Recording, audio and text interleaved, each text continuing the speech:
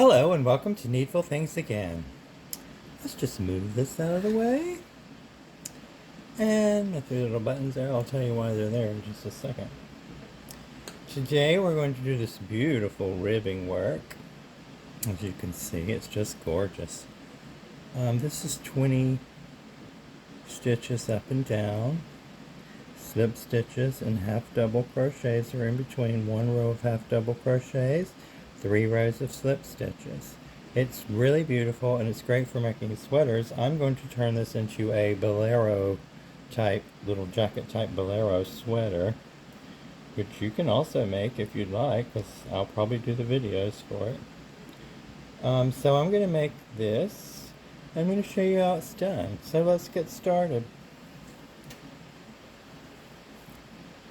Let me just move this over here.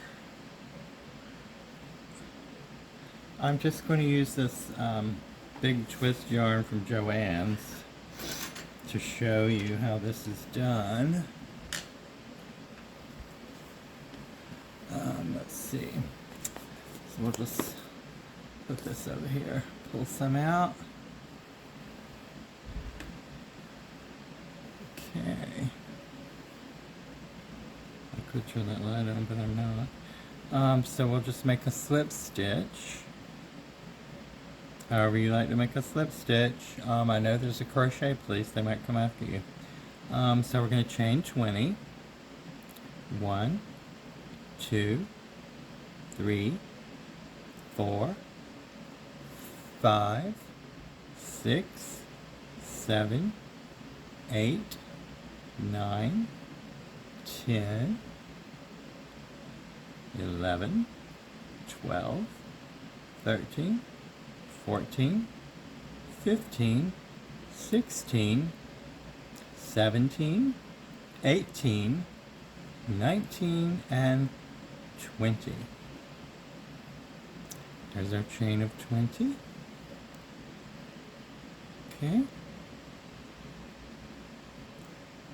Now what we're going to do is I'm going to chain 1, and the first stitch from the hook, just go in there, pull through a loop, pull it through and do a slip stitch, and you're going to slip stitch just like that all the way down your chain to the end of your chain, like this. The first couple of rows can be a little tedious, but once you get a few going, it just zooms along. But when you first start doing this, it can be a little frustrating. And I do recommend that you always count your stitches, because you're never really making a piece of ribbing that is so gigantic you couldn't count your stitches. So I really would recommend that. And sometimes, like right here, you see I have a bad habit of doing single crochets, because I also make a ribbing with single crochets, which I will show you that eventually. Keep doing your slip stitches all the way down to the end. And I have those buttons there because in this particular ribbing pattern, it goes 3 rows of slip stitches and then a row of half double crochets. But you can really get lost in those slip stitch rows, and if you get confused in those slip stitches, you're just going to want to rip them out and do it again. And to save you that heartache, what I recommend is you go down your row of slip stitches, just like we're doing now. I'm doing it really slowly so everyone can see. Now we're in our last stitch. I'm going to pull that through. We're going to chain 1, yarn over, chain 1, turn your work. Okay, and that was the first row. Now I'm going to take a button and move it away from my buttons. That is my first row. Then we chained 1, so we'll go into the first stitch in the back loop only. You'll work this entire piece of ribbing in the back loop. Pull through a slip stitch, go in the back loop right there, yarn over, pull through, slip stitch. Needs more yarn.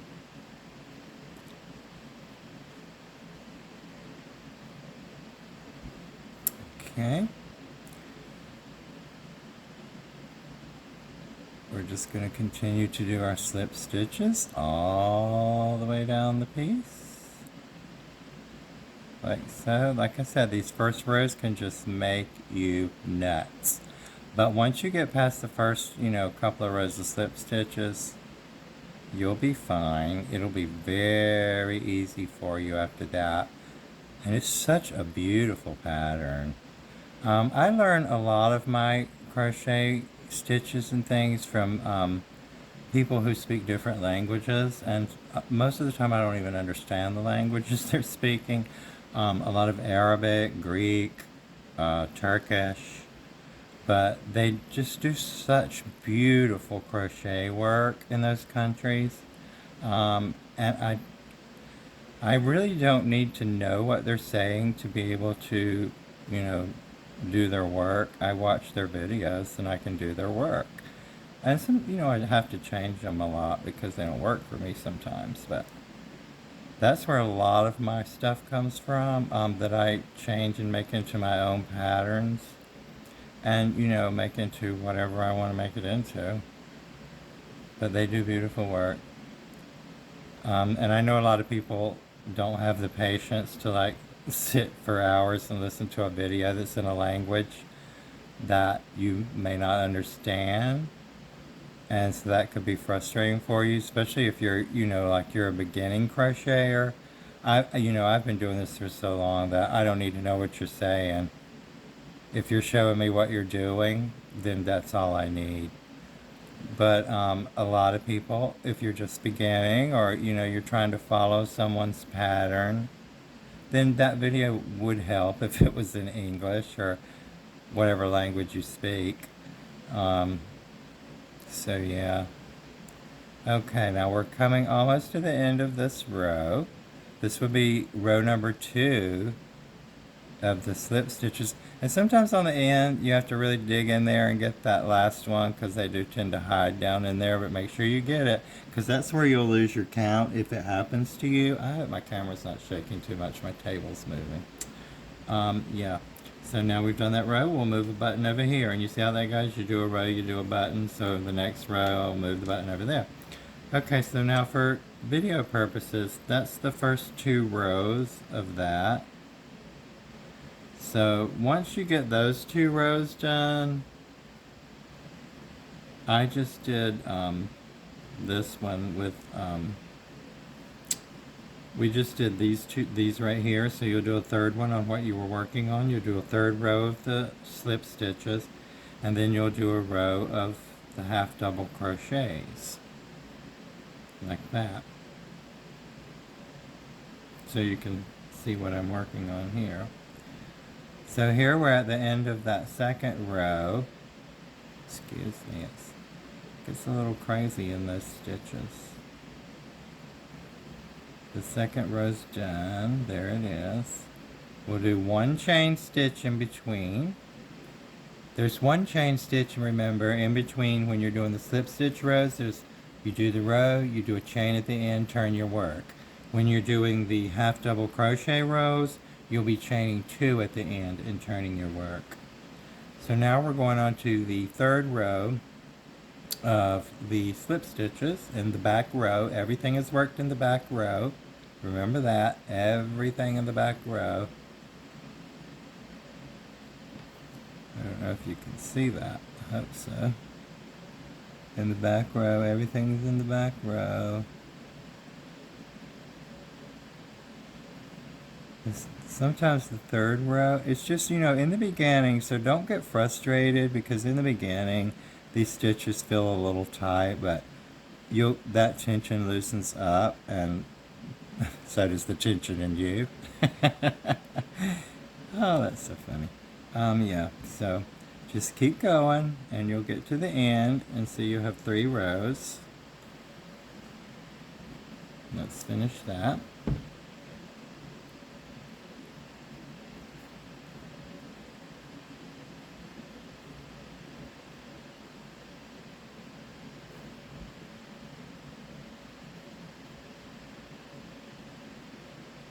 I'm still trying to do this, slow enough so if somebody's never done this type of thing, they can try to see what I'm doing. Like, you can pause the video, rewind it 400 times. I mean, I've watched, when I've been working out a pattern or following a pattern that someone else made or created, designed, I should say. Um, Sometimes I have to, rewind a part of their video like 400 times, and that's okay because that's the great thing about the video is, it's a really great way to learn because you can stop it, you can pause it, you can get right up on your TV or phone and look at the stitch and, try to get as close as possible. And remember the one on the end sometimes gets in there, but don't let it go. And make sure you're counting your stitches because you got 3 rows now. All your 3 buttons are gone. You've done the 3 rows, so you can put your buttons back in place they'll be ready for when you get to the slip stitches again. So let me pull some yarn out. Now, as I said, on the slip stitches in between those rows, we're chaining 1. But when we go to do the half double crochet row, we're going to chain 2 at the end of our slip stitch row. Turn our work. And like I said, it's all worked in the back row. So we're going to do a half double crochet in the back loop only. Half double crochet in the back loop only. And if you don't know how to do a half double crochet, I am going to make a video on every stitch, but I'll show you right now because if you're making this, you need to know.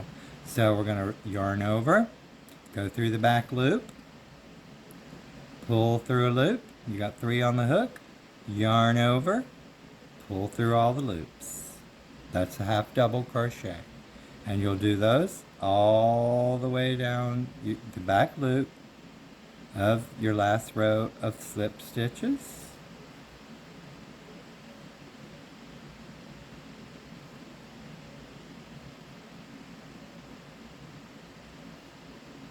Whoops.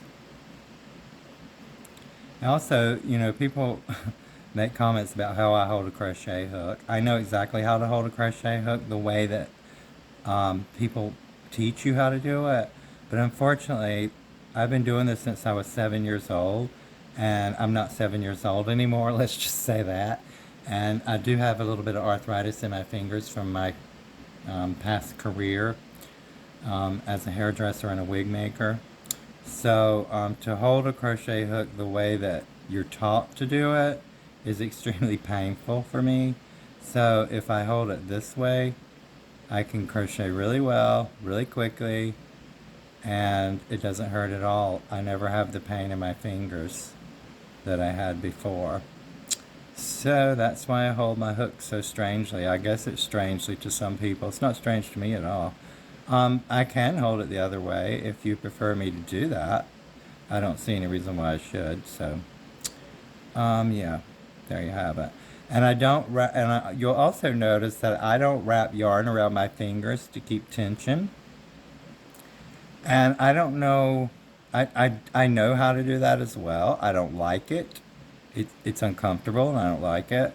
And I don't know if it's because I've worked, what I've done all my life. I have such a gentle touch that I don't need to wrap yarn around my finger, like 400 times like this. Oh, that's my tension finger. No, I don't do that. I don't need to do that. I just hold the yarn and hold the tension with this finger right here. It's just like that. Under there, over there. And that's all the tension I need. I don't need to do all that wrapping stuff around my finger. Now when you get to the end of the row of the half double crochet, you'll chain 1 because we're going to be going back into the V stitches, which look like little knit stitches, which why people like, this ribbing. This looks like a knit stitch, really. Then you'll turn your work.